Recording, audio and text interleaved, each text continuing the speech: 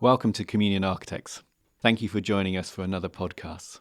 For this episode, we've got something a little bit different. We've just had the privilege of completing a project in one of our Herefordshire village churches. We've been working with them for a number of years. Church projects always take a while.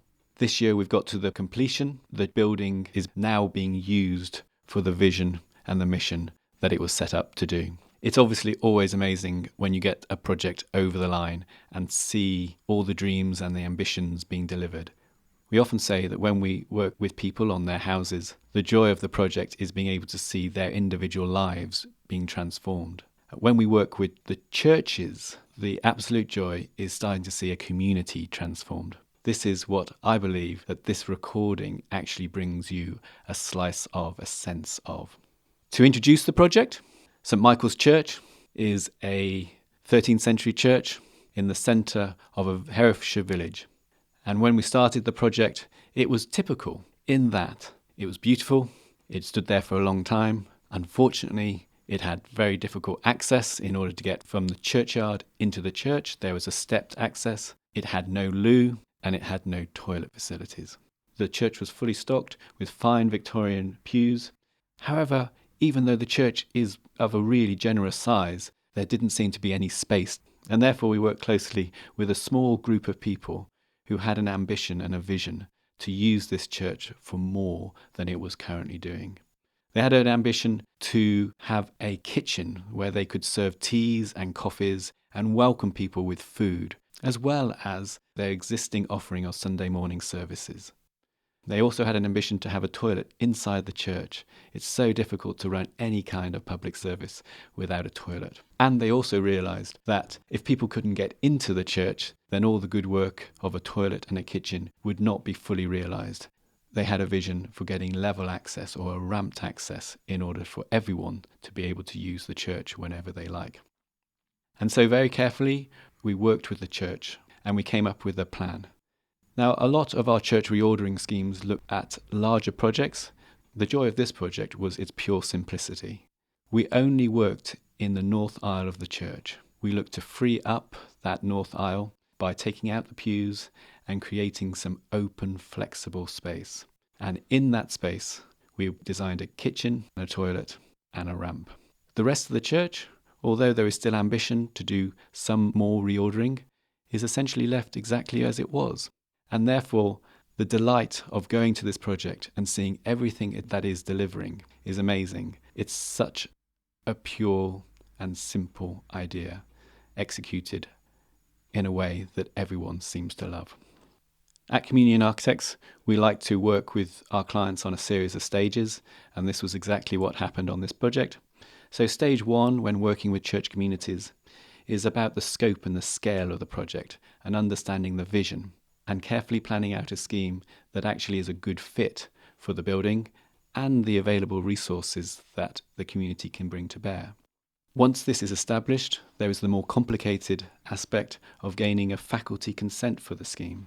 Most church buildings do not need a listed building consent. They are exempted from that, and the church authorities themselves run a faculty system where the needs and the significance of the building can be assessed by the DAC, the Diocese Advisory Committee, and the DAC will work directly with the church community and their professional advisors in order to be able to assess the needs of the church and to make sure the design of the church matches the significance of the building.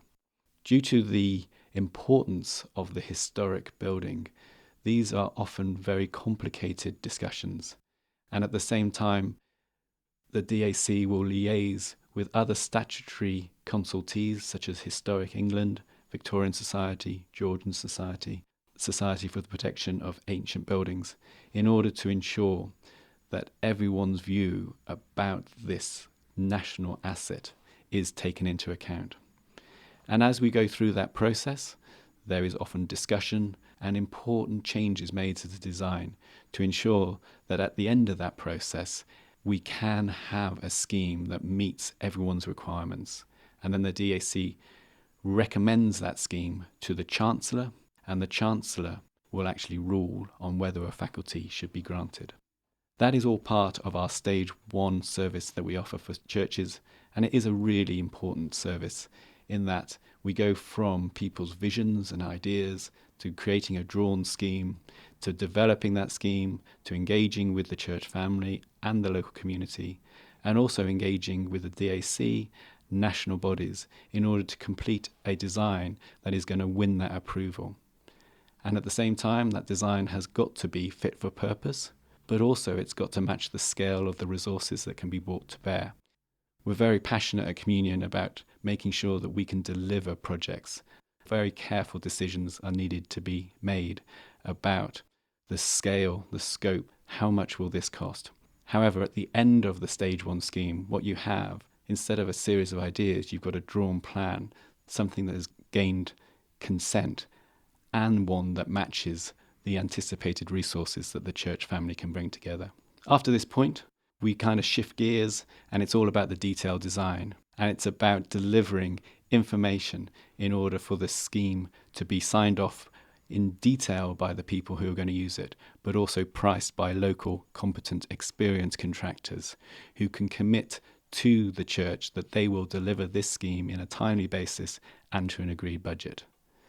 It's always great to get to the end of stage 2 because we have a church community sitting at a table with a contractor, with an agreed price, asking when they want to start. And then finally, the stage 3 is where all the excitement comes in, things actually move on site. And this usually is one of the fastest, most dramatic stages because suddenly things are on site, things are moving, pews are being taken out, trenches are being dug, lighting is being changed, kitchens are being built, and people can see the change in front of their eyes. It's really important that the stage 2 information has been set up right because typically 90% of the project budget will be spent during stage 3. But because of all the good work that's gone in through the detailed stages, that budget is known. It is about delivering that project to that budget in timely timescale. And people know that when this is done, the whole thing starts. And this is where our podcast starts. The project is now live. It is making its difference in the community. And so, welcome to the reordered St. Michael's Church. Welcome to the Take a Pew event. Will you be here one day next week? Yes. Thursday's very good. They've got a lady with a harp, haven't they? Yeah, that's the she's here from 3:30 till 7. Oh, right. I am Beverly Rose. We live in Kingstone village and we run the Take a Pew Tearooms, which is in the church every Thursday afternoon from 2 o'clock, where we're just open for coffees and teas and cakes to people who want to come in and have them. We called it Take a Pew because obviously we've taken some of the pews out, much against some of the villagers' opinions. But once they came in and actually saw the space that we freed up by having the pews removed, they were actually quite impressed and how versatile the space has become. And it's also allowed us to put in the disabled access, which has been absolutely brilliant because it now means people can easily get in with their wheelchairs and everything. I also help out as part of the lunchbox team, which is we do a monthly lunch, which again the profits go to the church, which is quite nice to do, and that's good in the village. So it's a reasonable sized village, which is expanding, as many villages are. My husband and I were as part of the reordering committee that actually oversaw the redevelopment of the church, and so when the reordering was nearing completion, we decided that we would run the Take a Pew Tearooms just to get people to realise that the building could be used for things other than just the church service on a Sunday or the occasional funeral or wedding.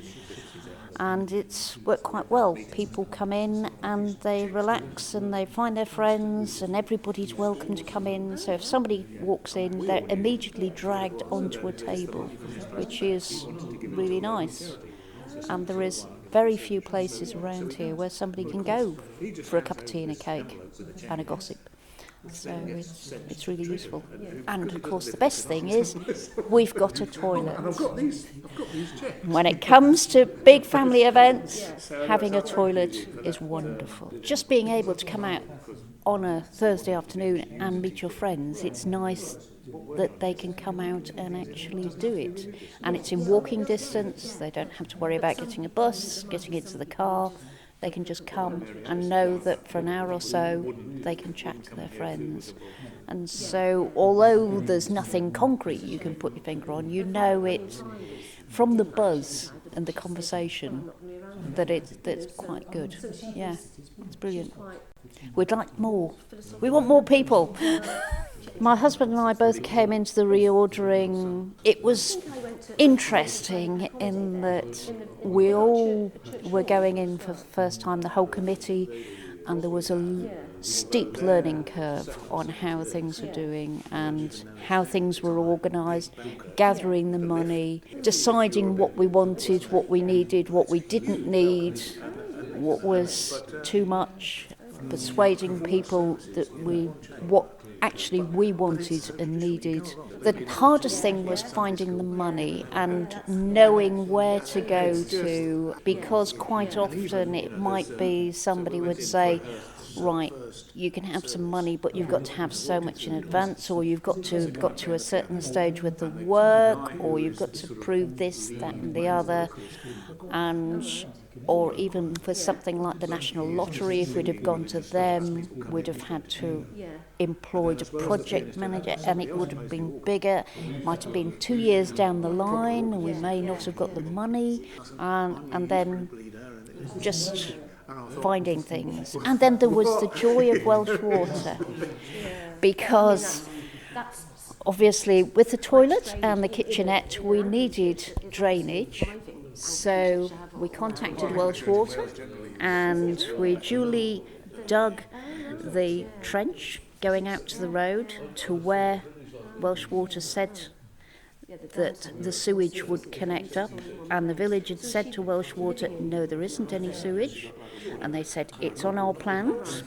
So the trench was duly dug and their contractors came up to connect our pipe to their sewage, and they said there's no sewage pipe here.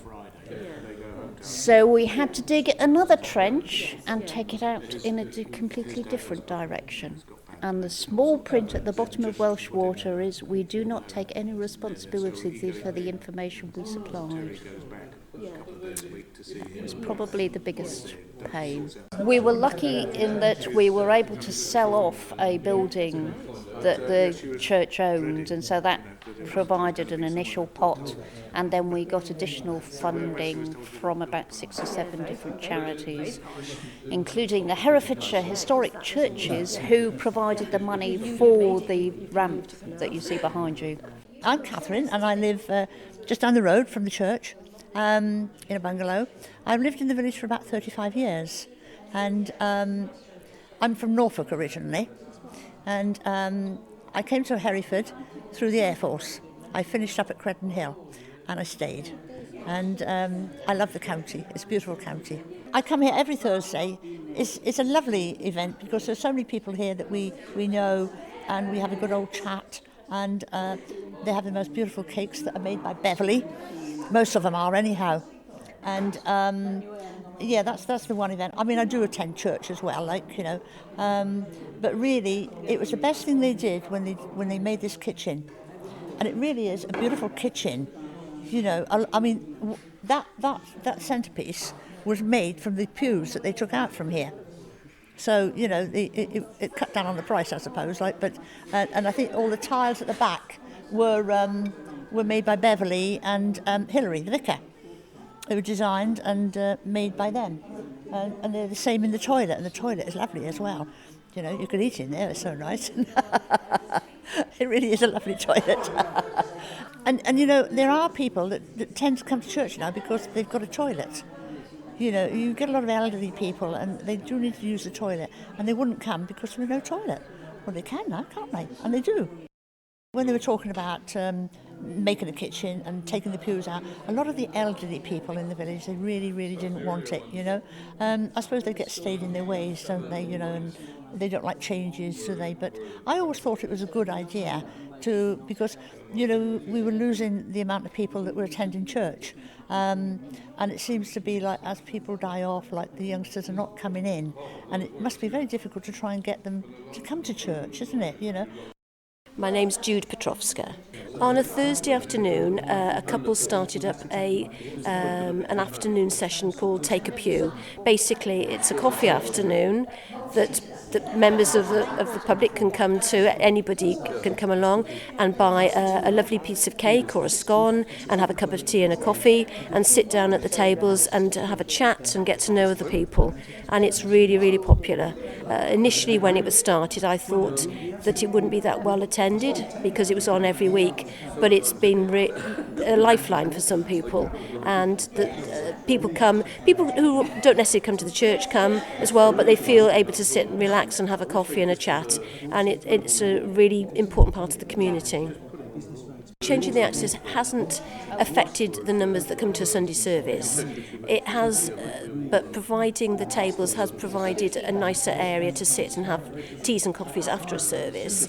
And also the fact that a toilet is provided has been a lifeline for some people that would be a bit anxious, or when there's christenings or weddings, people have travelled a long way, then they can use the toilet here, which has been great for them. And a lot of people who objected to the work being done originally have seen the value of it and the benefits, and that change is often good. Yeah. But the church is never really full unless it's a well-known funeral or a christening, so it doesn't matter that there are tables on the side. And when there was a funeral recently of somebody from the village, then the tables are put down and the chairs are put out, so you've still got good capacity in here. But yeah, people seem to really enjoy it. It's the more informal setup and feel relaxed. But some people who were anti it being done still won't have a tea or a coffee after the service on a Sunday morning, and they won't come to the coffee afternoon. But then that's how they feel, and But I think they forget that there weren't pews here when the church was originally built and things like that.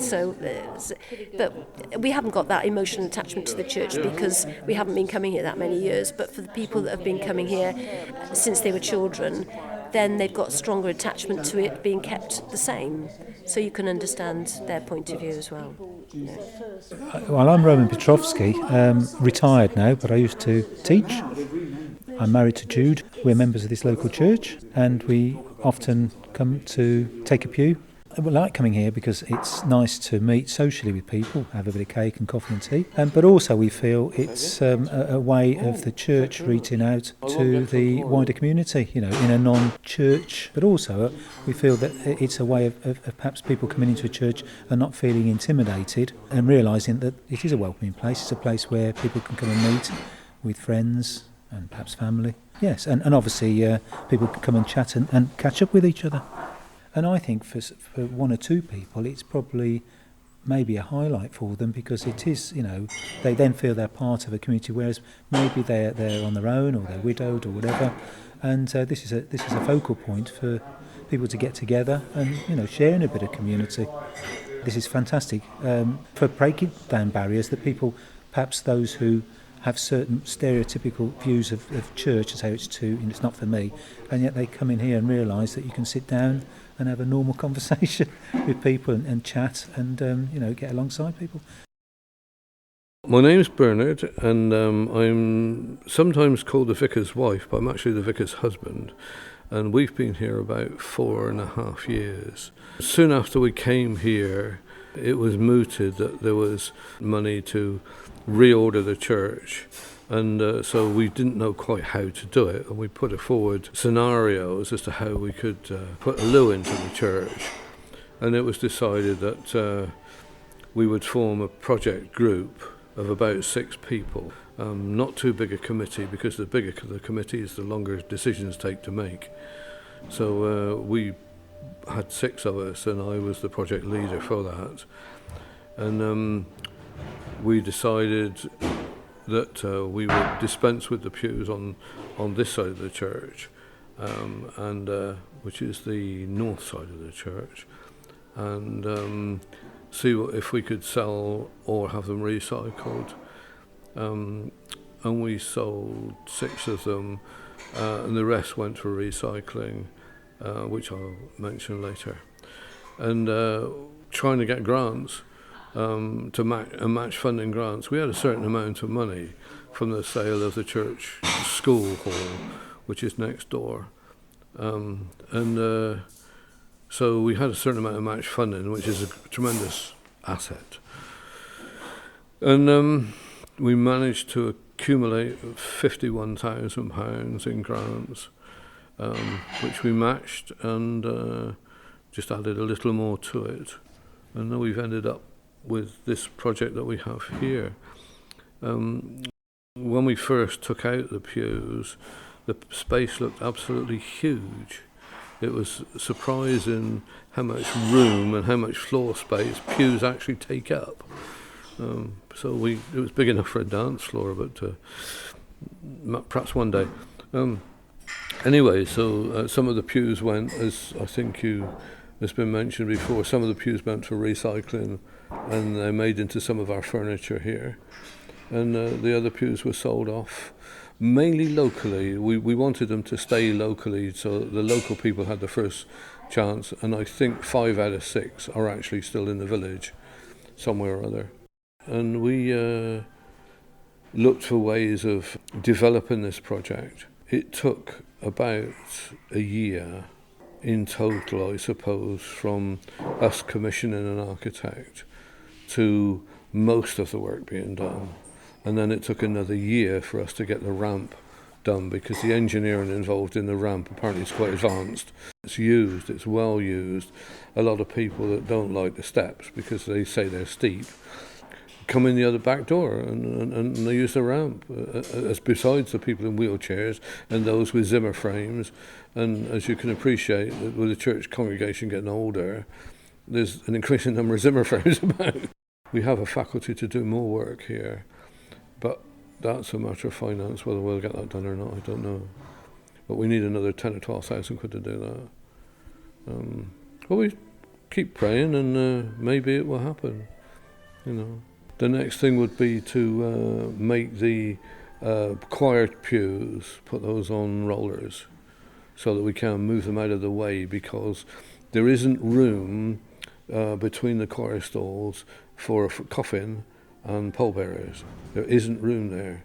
There isn't room for a couple who are married to stand side by side. The gap is too narrow. It's only 4 foot wide, and it's just too narrow. At first, we were going to take the pews out altogether, but there was a certain amount of, not opposition, but disappointment from 1 or 2 people within the congregation.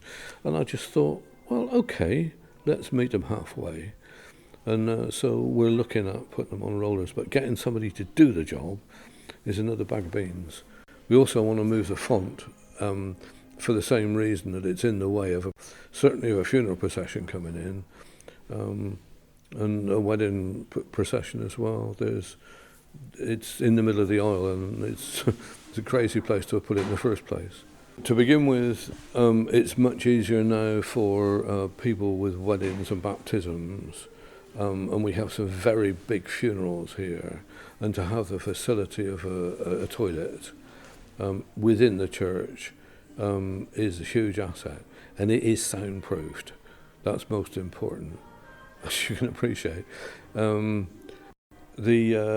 facility that we have with the kitchen area makes life an awful lot easier, because we used to have to carry water in and take the dirty stuff out. It's a lot bigger than we perhaps we'd have thought in the first place, but it's worked, and we now use it. We now use it quite a lot, and maybe the future's coming along. We may try and use it a bit more. But we are short of people to do it. We are short of people leaders here, and so that's possibly a way in which, if we could get a few more people involved, that we would certainly use the facility a lot more. Cliff and Bev had this vision to try and get people to meet and talk together, We have within the village a community coffee morning, which is actually held in a pub.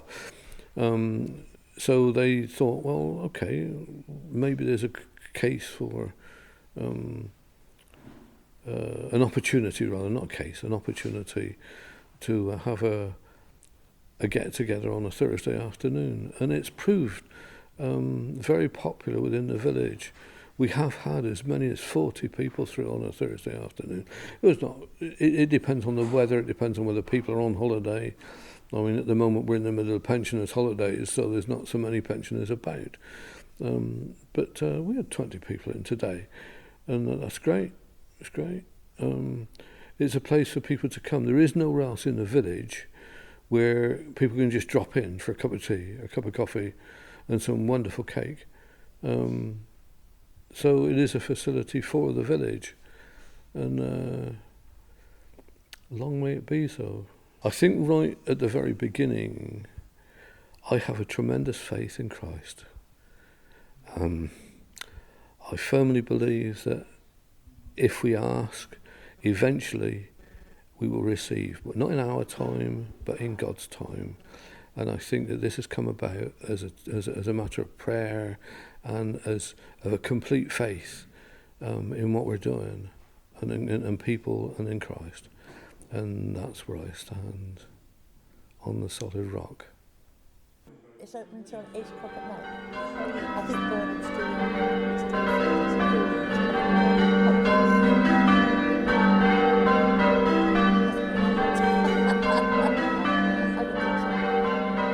It could be baking patties or something like that, you know.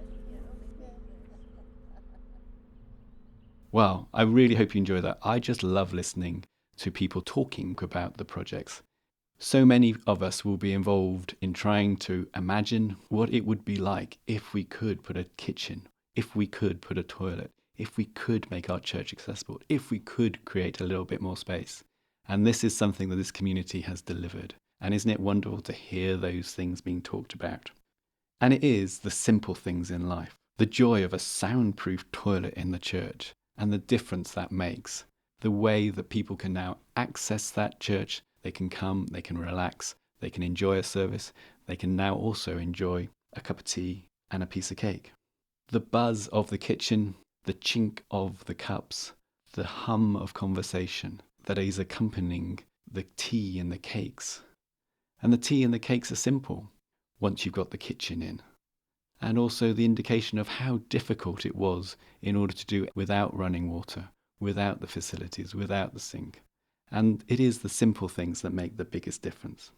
The teas and the coffees and the cakes actually enable so much more. It enables community to start to form, lifelines to people who suffer from loneliness, the opportunity to get out and have a tea and a coffee within walking distance of their own home.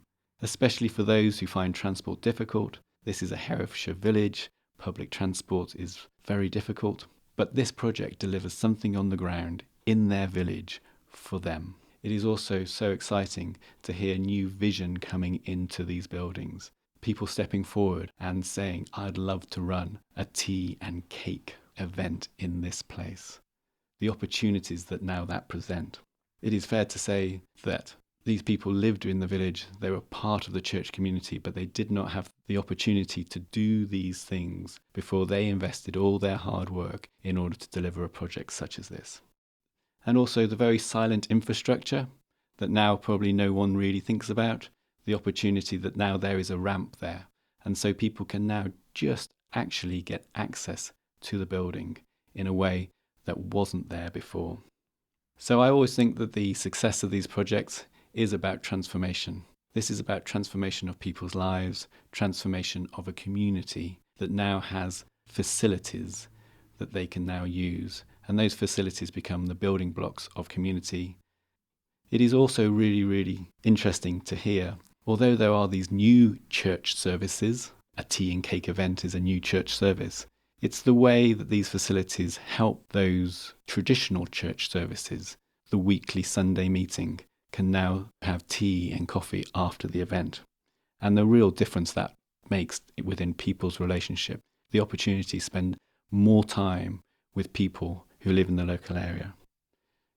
There is also the weddings and the funerals particularly, and how the facilities of a toilet is just so important at that point, but also at the same time being able to offer those facilities of the teas and coffees after the event. It's also really interesting to hear that there is still vision for future phases of the project. And it is a long-term aspiration. It is a long-term project. And within the project, there were certainly priorities that were made. We need to get the kitchen. We need to get the loo. We need to get the ramp. There are other things that we still need to do. We need to look at, can we relocate that font? Can we create more space within a chancel in order to make sure that our church really sings? It is a really important part of Communion Architects' work. We really enjoy working with churches in order to help communities reimagine what is one of the most important spaces in the community. And the joy of the projects is seeing a church reimagined, but reimagined in order to continue its historic mission to serve the local communities. And the way that this happens over time changes. And essentially the building stays the same, but the way that we do and deliver church services does need to continually change in order to match the communities that we serve. It can often seem a wildly ambitious goal in order to provide the most simple facilities within churches. And sometimes the obstacles that people have to overcome in order to provide a kitchen or a toilet within a church can seem insurmountable. However, I trust that if you're on this journey, if you can overcome, if you continue to work with your architect, if you continue to work with the DAC, if you continue to hold firm to that belief, then the rewards will come eventually. If you're part of this, keep up the great work. Sometimes it can be such a long and lonely journey, but I believe, hopefully, the voices that you've heard today will give you encouragement that it will all be worth it in the end. Thanks so much for listening. It's been a real delight being able to share this with you.